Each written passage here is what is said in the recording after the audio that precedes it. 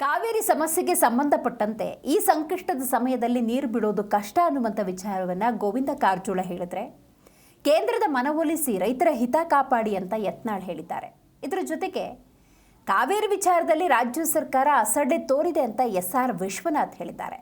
ಪ್ರಮುಖ ನಾಯಕರು ಕಾವೇರಿ ಸಮಸ್ಯೆಯನ್ನು ಹೇಗೆ ಉಲ್ಲೇಖಿಸಿದ್ದಾರೆ, ಬನ್ನಿ ಕೇಳೋಣ.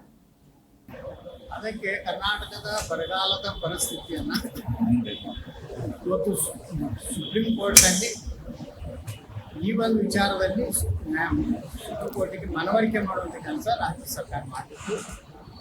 ರೈತರ ಹಿತ ಕಾಪಾಡಬೇಕಾಗುತ್ತೆ. ಇವರು ಏನು ನೀರು ಕೊಡುವಂಥ ಬಗ್ಗೆ ಸುಪ್ರೀಂ ಕೋರ್ಟಿನ ಮುಂದಿನ ಆದೇಶದವರೆಗೆ ನೀರನ್ನು ಕೊಡಲಾರದೆ ಒಂದು ನಿರ್ಣಯವನ್ನು ವಿಧಾನಸಭೆಯಲ್ಲಿ ಮಾಡಬೇಕಂತ ಆಗುತ್ತೆ. ಸರ್ಕಾರ ಈ ಕಾವೇರಿ ಸಂಬಂಧಪಟ್ಟ ಹಾಗೆ ಯಾವುದೇ ರೀತಿಯಾದಂಥ ಕ್ರಮವನ್ನು ತಗೊಳ್ಳದೆ ಉಪೇಕ್ಷೆ ಮಾಡುವುದರಿಂದ ಇವತ್ತು ಪ್ರಾಧಿಕಾರ ತಮಿಳುನಾಡಿಗೆ ನೀರನ್ನು ಕೊಡಬೇಕು ಅಂತಕ್ಕಂಥ ಆದೇಶವನ್ನು ಮಾಡಿದ್ದಾರೆ. ಬರಗಾಲ ಇದ್ದಾಗ ಕೂಡ ಸರ್ಕಾರ ಎಚ್ಚೆತ್ತುಕೊಳ್ಳದೆ ಕಳೆದ 4-5 ದಿನಗಳಿಂದ ಕೂಡ ದೆಹಲಿಯಲ್ಲಿ ಮತ್ತು ಅದಕ್ಕೆ ಮೊದಲು ಕೂಡ ದೆಹಲಿಯಲ್ಲಿ ಇವರು ಕ್ಯಾಬಿನೆಟ್ ಅನ್ನ ಎಕ್ಸ್ಪೆನ್ಷನ್ ಮಾಡೋದ್ರಲ್ಲೇ ಮುಳುಗಿ ರಾಜ್ಯವನ್ನ ಈ ಬರಗಾಲದ ಸ್ಥಿತಿಯಲ್ಲಿರುವಂತಕ್ಕಂಥ ಸಂದರ್ಭದಲ್ಲಿ ಗಮನವನ್ನು ಹರಿಸದೆ ಇವತ್ತು ಜೀವನದಿಯಾಗಿದ್ದಂಥ ಕಾವೇರಿಯ ವಿಚಾರದಲ್ಲಿ ಇವರು ಸಕ್ಷಮವಾದಂಥ ಅಸಡ್ಡೆಯನ್ನು ಮಾಡಿ ಇವತ್ತು ಈ ಒಂದು ತೊಂದರೆಗೆ ಸಿಕ್ಕಿರ್ತಕ್ಕಂಥದ್ದು.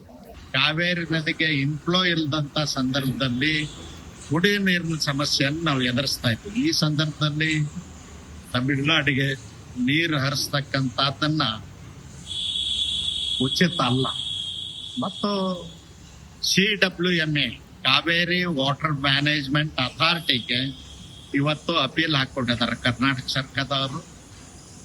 ಕನ್ವಿನ್ಸ್ ಮಾಡಿ ಯಾಕೆ ನಮಗೆ ನೀರು ಕೊಡೋದಿಲ್ಲ ಅಂತಕ್ಕಂಥದ್ದು ಮತ್ತು ಸಂಕಷ್ಟ ಫಾರ್ಮುಲಾ ಏನದ ಅದರ ಬಗ್ಗೆ ಕನ್ವಿನ್ಸ್ ಮಾಡಿಕೊಡ್ತಕ್ಕಂಥ ಪ್ರಾಮಾಣಿಕ ಪ್ರಯತ್ನವನ್ನ ಕರ್ನಾಟಕ ಸರ್ಕಾರ ಮಾಡಬೇಕು. ಯಾವುದೇ ಕಾರಣಕ್ಕೂ ನಮ್ಮ ಜನಗಳಿಗೆ ಕುಡಿಯುವ ನೀರು ಇಲ್ಲದಂತ ಸಂದರ್ಭದಲ್ಲಿ, ನಮ್ಮ ರೈತರಿಗೆ ಬೆಳೆಗೆ ನೀರು ಇಲ್ಲದಂತ ಸಂದರ್ಭದಲ್ಲಿ ನಾವು ತಮಿಳುನಾಡಿಗೆ ನೀರು ಕೊಡ್ತಕ್ಕಂಥ